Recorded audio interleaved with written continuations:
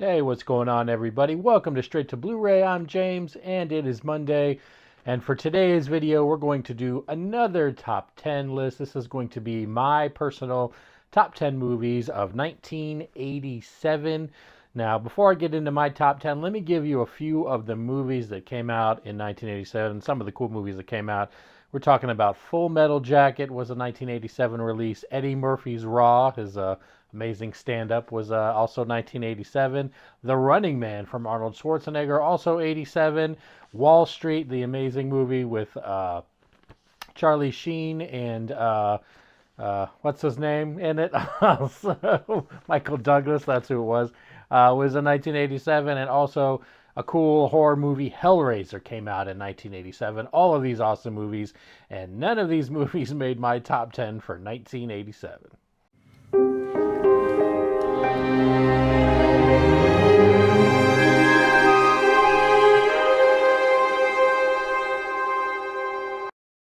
Hey guys, thanks for checking out the video. If you're new here, please think about hitting that like and subscribe button.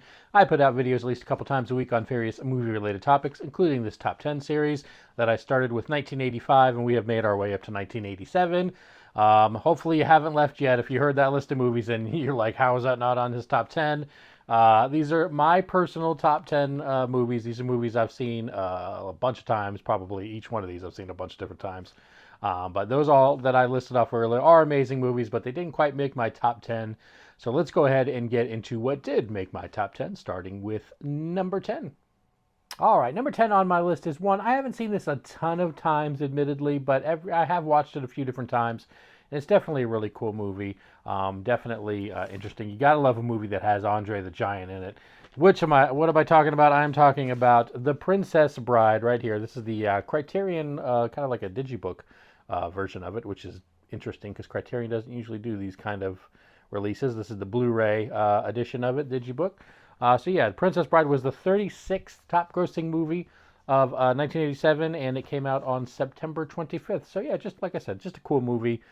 Princess Bride, definitely. I haven't even opened this guy, but really cool movie. Like I said, it's kind of cool. The Criterion doesn't usually do these digibooks, so I was definitely wanted to pick that one up. But yeah, really cool, cool fantasy movie.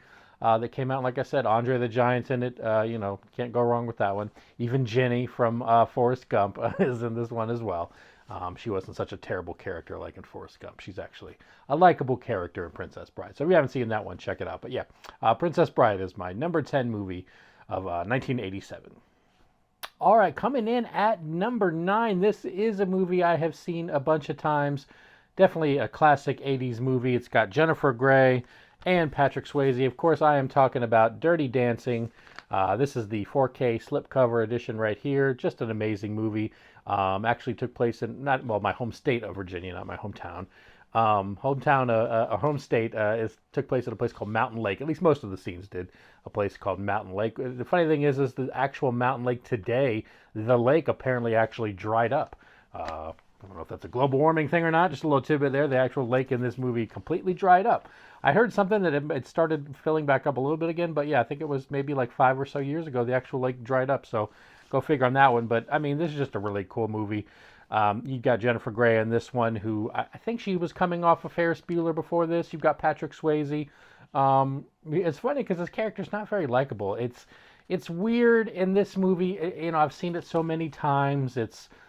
You've got the staff, especially Patrick Swayze, then the dancers. They don't seem to like the Richie, clientele there, and they're always, pretty much, they think, oh, well, they look down on the staff. It's like, well, as much as you're there, you think these rich folks are so judgy against the staff, you're just as judgy against Jennifer Grey without knowing anything about her. So I thought that was kind of ironic that they're just so anti, these rich folks they just don't like us because of who we are, but you don't like the Jennifer Grey's character for who she is, and you don't know her either. But anyway, here nor there, it's still a good movie. It's weird because I think it was Val Kilmer was originally supposed to play the character that Patrick Swayze plays. And I just couldn't see Val Kilmer in that role, but Patrick Swayze just looks like he was a dancer. I think he actually did ballet or something, but he like looked like that character, like he was that character. It didn't seem out of place or that he just picked up dancing for the movie. It was just a really good. I mean, he was a good dancer. Let's be honest. And it was a cool movie. Gotta love the end scene. I still don't get what leaving. Nobody puts baby in the corner. I don't know what that means. Don't really care. It's an iconic line anyway. So anyway, number 9 on my list of top movies of '87 is going to be Dirty Dancing. Oh, and I forgot to mention on the Dirty Dancing, that was the 12th highest grossing movie of the year. It came out on August 21st of 1987. All right, so moving on to number 8. This movie might surprise a little bit, or people a little bit, that it's going to be on my list. There's probably people out there who've never even heard of this, but I was actually surprised because this is the 6th highest grossing movie of 1987. I did not think that was going to be the case. This came out on April 10th of 1987. This one has Michael J. Fox, and it is The Secret of My Success. Like I said, I know some people may not have heard of this one. This is, Michael J. Fox was coming off Back to the Future stuff, so, he was still pumping out some movies. Basically, he's like a kid from a small town. He goes to New York City to be, a big time, I don't want to say stockbroker, but into business, and his uncle has this high position at this company, so he manages to get a job in there, and then he kind of plays like a double role. They get him in the mailroom, but he then pretends to be this other character that's like a high executive or whatever, so it's kind of, back and forth without them finding out. Just a really good movie in this one. The woman, I can't remember her name offhand. I don't know if it's Margaret Whitten that she's listed on here. Helen Slater's in this also, who was in The Legend of Billie Jean. But she's basically if you've ever seen the movie Major League, she's the one that plays the evil owner. She's in this one as well. She plays his aunt in this movie. I'm not really going to get into the relationship between the two there. It seems a little weird, but you have to see this one. But yeah, it's a fun movie. Not the most believable script wise. It's one of those that you just kind of have to turn your brain off on it, and you'll really enjoy it. So yeah, this is number 8 on my top 10 movies of 1987. The Secret of My Success. All right, coming in at number 7 is a really funny comedy that I'm sure most people have heard of, and this one was the 24th highest grossing movie of 1987. It came out on June 24th. This one is a Mel Brooks movie. It's got John Candy. Well, it says weird. It says John Candy and Rick Moranis on the slip here, and that is going to be Spaceballs. This is the 4K edition from Kino Lorber. I find it interesting that Bill Pullman doesn't get any love here on the front. You've got Mel Brooks, you get John Candy, and then you've got Rick Moranis on there. I understand the Rick Moranis. Interesting that John Candy got the billing over Bill Pullman, even though John Candy's kind of like the sidekick to Bill Pullman. Anyway, interesting on that one. But yeah, Spaceballs. Obviously, this is a satire on Star Wars, and it's just a hilarious movie. Joan Rivers is also in this one. She plays I can't remember her name. She's the C-3PO ripoff in this one. But definitely a cool movie. You gotta love ludicrous speed. It's just an amazing, movie. It doesn't take itself seriously. It's almost making fun of itself and Star Wars. So just, yeah, really cool movie. If you haven't seen it, I don't know what you're doing with yourself, but you definitely want to check out Spaceballs. And that's, like I said, my number 7 movie of 1987. All right, coming in at number 6, it's interesting because this movie isn't one I watched as a kid at all. I had never seen it. This is one I didn't watch until much, much later. I think the first time I saw it was in my 30s. I'm 45 now. I think it was in my late 30s. So this is definitely one I picked up later on. And finally started watching, and I've seen a bunch of times since because it's basically the only Thanksgiving movie there is. So yeah, coming in at number 6, if you haven't guessed already, this was the 23rd highest grossing movie of 1987. This came out on November 25th, around Thanksgiving time. We have Steve Martin and John Candy in Planes, Trains, and Automobiles, where John Candy should be on the slipcover on this one. Like I said, it's basically the only Thanksgiving movie out there. Like I said, I hadn't watched it. Just a really funny movie. You gotta love. I mean, that scene where Steve Martin is using like the F word 1,000 times to. It was E. McClure, I think, was the actress who was at the rental car agency lady, who's in Ferris Bueller. That scene alone is hilarious, but just John Candy. I mean, Those Aren't Pillows. Come on, this is just a hilarious movie. This is the 4K edition. I know a lot of people didn't love it. It's not the greatest transfer, but still an amazing movie. Yeah, love this one. Like I said, only Thanksgiving movies. They need to come on more Thanksgiving movies. So we've got a million Christmas movies. We've got a bunch of Halloween movies, or really anything scary you can play to Halloween. We just got to get those. We got to pull up some more Thanksgiving movies. I think a company might be smart, and then you know, kind of get in there while there's not a lot going on. But yeah, Planes, Trains, and Automobiles is going to be my number 6 movie for 1987. All right, guys, we have made it down to the top 5. Let me know in the comments down below what you think of my list so far, or are any of these movies that you would have on your list, or let me know what your top 10 list would be aside from mine. Let me know what you've got on your list, or something you think I should have added, should have left out, anything you want to leave in the comments down below. All right, so number 5 is one of the couple movies that I don't have actually on physical media. This movie I thought was great. I know I don't love it as much as a lot of other people love it. I do love it. I mean, it's number 5 on my list, but it's not something, some people think this is like the greatest thing ever. I just thought it was a really good movie, enough to make it to number 5. This movie was the 10th highest grossing movie of 1987. Came out on June 12th of 87, and that is going to be Arnold Schwarzenegger in Predator. Like I said, don't have this one. Don't have I used to have a 4K copy on it, but not anymore. But just it was almost like the Expendables before the Expendables. You had like all these like big ass action guys. In this one, you've got Arnold in there. I'm not going to remember. I know Jesse the Body Ventura is in this one. You've got, I can't remember his name offhand, who played Creed in the original Rockies, not the new ones. The original Rockies. He's also in The Mandalorian. You had the guy that was in a lot of other Arnold movies, who was in Commando with him. I can't remember his name offhand either. But just a bunch of badass action guys in the jungle chasing the Predator. Of course, they don't know what it is at first. And then you've got Arnold left to deal with the Predator at the end. But just a cool action movie.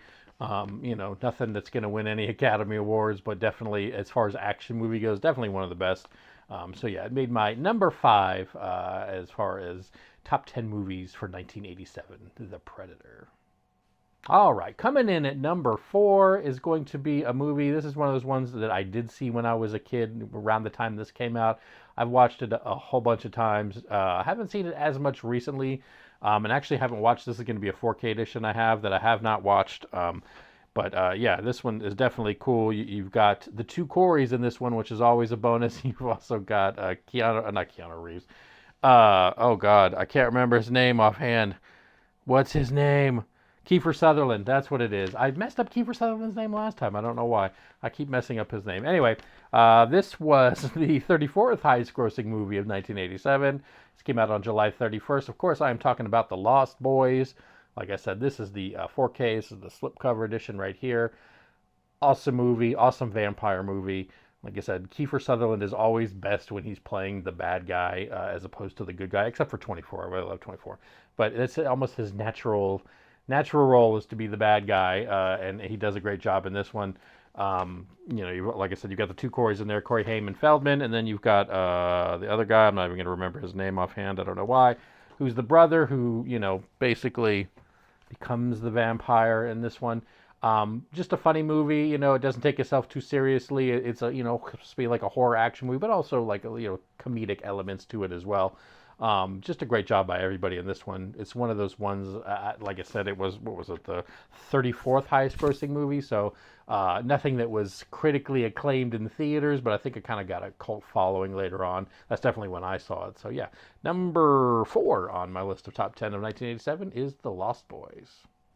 All right, going into number 3, I just had to stop the video for a second. Some guy's walking his dog. I swear he was just staring at me while it's like, yeah, I'm filming a video, bud. Like, he's just staring at me through the window. Anyway, now that weirdness is over, let's get back into the list. This is going to be, actually, number 3 is one that I don't have on physical media. One of the 2 I don't have. This movie came out on May 20th, and it was the top grossing movie of 1987.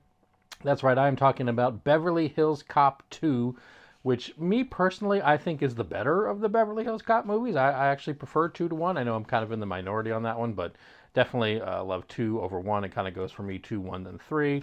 I don't think 3 is anybody's favorite, but I just feel like Eddie Murphy just took the comedy up like another level in this one.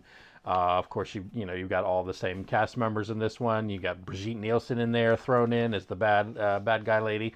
Bad guy lady, that's a thing, sure. Just a really cool, fun movie. I don't know why it took him so long to do 3. It's 3, after that, considering how successful this was, and then 3 bombed. But anyway, 2 is definitely really good. Like I said, just 1 is a great movie. Love that one. Just love the kind of the action and the comedy. And this is kind of the same thing. You get some action in there. It's at least to me, it seems like you get a lot more comedy. Eddie Murphy's kind of at his peak here for me, anyway. So yeah, number 3 on my top 10 of '87 is going to be a Beverly Hills Cop 2. All right, moving on to number 2. I swear I keep looking like out of the corner of my eye to see if that guy is, because I keep the window open because the lighting in here is not the best. So just to get lighting in general, I keep the blinds open in here. Now I'm just like out of the corner of my eye, keep like, is the guy looking in the thing? And I don't know, just weird. Anyway, I'm sure you don't care about the guy walking past my window, but moving on, we've got number 2. Number 2, the top 2 on my list here is the 14th highest grossing movie of 1987, so it wasn't the most successful. This came out on July 17th, but definitely, if it didn't, it did okay in theaters, but definitely has a cult following now. And of course, I am talking about RoboCop. This is I totally just spit. Hopefully you didn't catch that on camera. RoboCop, this is the Arrow Video big collector's set here. This is the 4K edition. Have not checked out the 4K yet, so I don't know how it looks, but definitely a cool thing. Got the OCP logo on the back.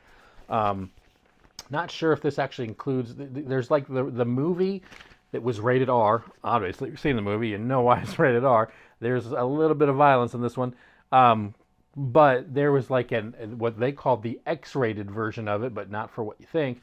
The X-rated was excessive violence was why it was rated X, and I guess it was the scene where the Ed 209 kind of doesn't exactly work correctly in the boardroom, and he lays that guy out. Apparently, as graphic as it was in the original, there's an even more graphic edition of that one where he really gets annihilated. And it shows a little bit more. I've seen that one. It's definitely more graphic. I'm not sure if it's included in that one, but this movie, especially considering, this is 1987, so it isn't like you're going to get these amazing special effects. They're just certain movies that, for their time period, did a really good job. Like Star Wars, obviously, did an amazing job considering that was 77.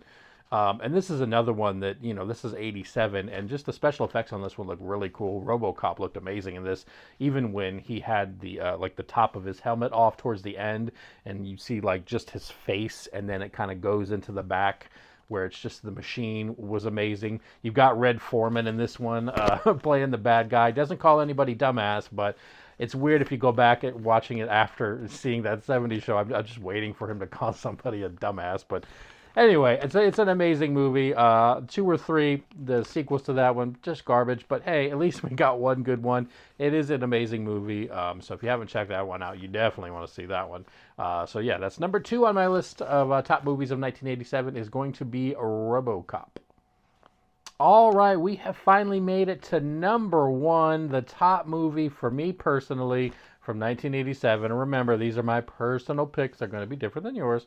But my personal top movie of 1987. Why this is not on 4K, I have no idea. But for whatever reason, it's not. This was the 8th highest grossing movie of 1987. It came out on March 6th. This one has Mel Gibson and Danny Glover. And I, of course, am talking about Lethal Weapon. This one here. This is the 4-pack.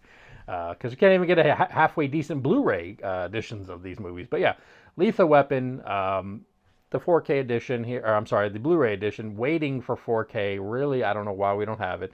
But just thought this was that guy's walking past the window again. Okay, so just an amazing movie. Like I said, you've got Danny Glover and Mel Gibson in this one. Mel Gibson, of course, at this point in the first movie is kind of loose cannon, not sure if he's suicidal or not, kind of just doesn't care, just goes balls to the wall on everything. And of course you got Danny Glover, who's getting too old for this, then he made like 3 other movies afterward. I think he was about to retire for like 10 years worth of these movies. But yeah, just a really they work together so well. Just that the contrasting styles of the two of them. In the first one, the funny thing is the first one's probably of the 4 is not my favorite. I'd say the second one is my favorite, but I definitely love the first one as well. An amazing movie, kind of set the table, I guess, for the other movies. But yeah, just an amazing. It's kind of like The Lost Boys. That was a cool horror movie with some comedy thrown in. This is a cool action movie with some comedy thrown in. Seem to be a lot of movies like that in the 80s, well, I guess not just the 80s. You got the action elements, and then you got the comedic part of it as well. They dig more into the comedic part, I think, in part 2, but it's here in part 1 as well. Just a really cool action movie. Like I said, I don't know why it's not on 4K. Hopefully, sometime soon we will get this on 4K. But yeah, as for now, it's just Blu-ray, but still a really cool movie. Like I said, it's definitely one if you haven't seen, you should definitely check out. All right, guys, so that is going to do it for my top 10 movies of 1987. Like I said, leave me a comment down below. Let me know what's on your list, or if you agree with any of these movies, or if there's some other movies you enjoy more than those 10, maybe some of the ones I listed at the very top of the video. Let me know that in the comments down below. And as always, guys, thanks for watching, and I'll see y'all in the next video.